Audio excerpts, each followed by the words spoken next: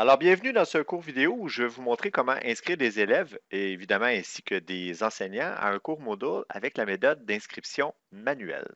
Alors, pour pouvoir faire ça, évidemment, il faut disposer d'un cours Moodle. Alors, on va accéder à notre cours Moodle, dans le tout petit cours de démonstration. Alors, vous allez devoir localiser en tant qu'enseignant, une fois connecté dans votre cours, la section de gauche où vous voyez participants. C'est de là que tout part. Alors, une fois que vous avez cliqué sur participants, bien évidemment, vous avez la liste de tous les participants de votre cours, que ce soit les inscriptions manuelles ou tout autre type d'inscription comme une synchronisation de cohorte ou une auto-inscription. Vous voyez évidemment dans cette liste-là, elle est très pratique, cette liste-là. Vous voyez le rôle qu'ont les participants dans votre cours. Si vous avez des groupes, ben, vous allez pouvoir voir les groupes, etc., etc. Alors, pour pouvoir inscrire un étudiant ou un enseignant, c'est très simple. Vous localisez le bouton Inscrire des utilisateurs. Vous cliquez dessus. Et puis, ben, dans la fenêtre Chercher juste ici en haut, ben, vous avez juste à inscrire le nom des utilisateurs. S'ils existent dans le système, ils vont apparaître. Alors, par exemple, je voudrais inscrire Bob l'éponge. Alors, j'écris Bob, puis évidemment, ben, toute la liste des étudiants ou des enseignants de la plateforme qui contiennent un mot Bob vont apparaître. J'ai juste à sélectionner celui ou celle que je veux.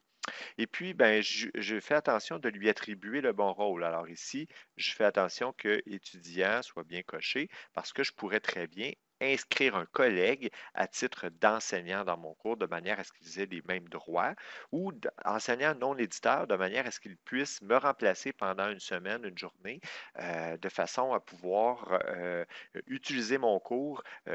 L'enseignant non éditeur ne peut pas changer les paramètres du cours, faire afficher, par exemple, ou cacher un élément, mais par contre peut sanctionner des étudiants, peut voir les évaluations des étudiants. Alors, dans mon cas, c'est un étudiant, Bob l'éponge, donc je vais sélectionner étudiant.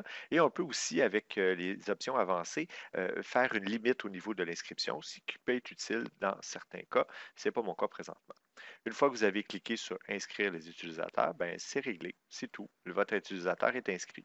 Si jamais vous voulez modifier cet élément-là, ben, vous pouvez utiliser la roue dentelée juste en bas, juste ici, ou si vous désirez désinscrire l'utilisateur, vous utilisez la petite poubelle qui est là.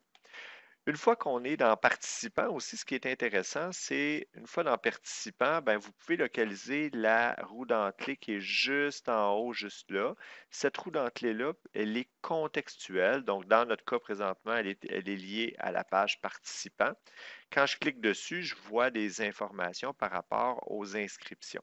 Alors, ça me permet peut-être d'aller voir une autre façon de modifier les méthodes d'inscription manuelle, puis en même temps, vous faire un petit rappel important. Alors, je vais dans les méthodes d'inscription et là, ben, vous voyez l'inscription manuelle. Il y a certains profs que j'ai déjà vus supprimer l'inscription manuelle. À ce moment-là, évidemment, on se peinture dans le coin et on s'empêche de continuer dans notre propre cours, ce qui n'est pas une bonne chose. Même chose si vous décidez de cacher ou de désactiver une inscription manuelle, bien, à ce moment-là, vous ne pourrez plus accéder à votre propre cours non plus. Alors, c'est important de ne pas toucher à cette inscription-là au sens de la désactivation ou de la suppression. Par contre, vous pouvez très bien la modifier en ajoutant ou inscrivant des utilisateurs en utilisant cette méthode-là. C'est de cette façon-là aussi qu'on va procéder aux autres méthodes d'inscription qu'on va voir dans d'autres vidéos.